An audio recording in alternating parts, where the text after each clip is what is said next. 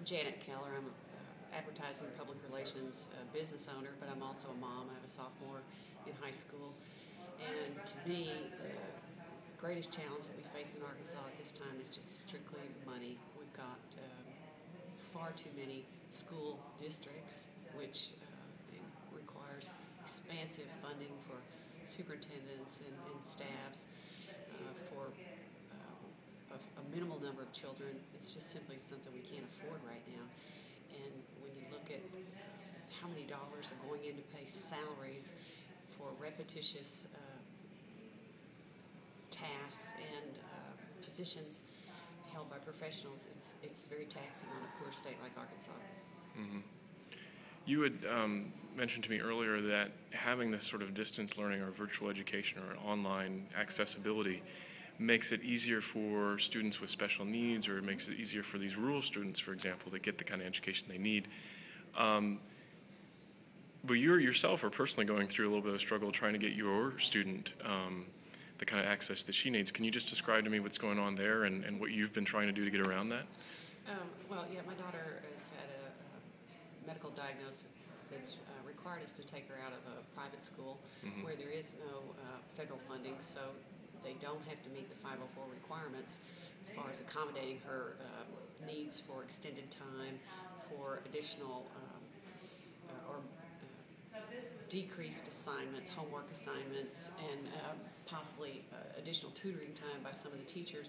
So we have just recently, in the last month, gone through the process of trying to enroll her in our public school system and get her into our local high school for those accommodations. She does qualify for a 100% homebound program.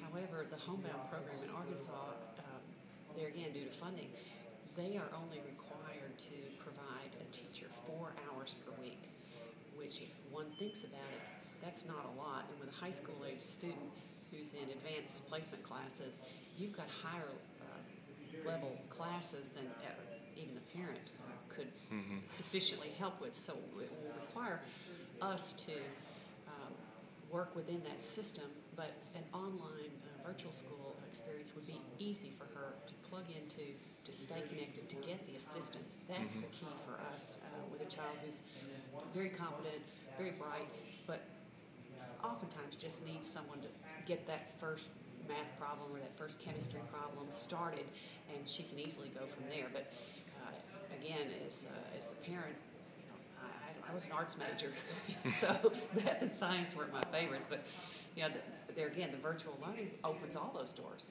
that are right now they're closed for her, and because of her medical condition, there are days that she can go to the high school and everything's fine, and then if she has one of her seizures, she could be out 2 days, a week, 2 weeks, and that creates a real problem for a child like that because they need the availability and they need the success. I think that's the other thing is in a typical school situation, it's easy for a child to feel like they can't succeed, where with the virtual learning, they can't move on to the next level until they've mastered that particular task. So I think that sense of success and that individual sense of accomplishment is far greater than what we can give her in a classroom with 20 to 40 students.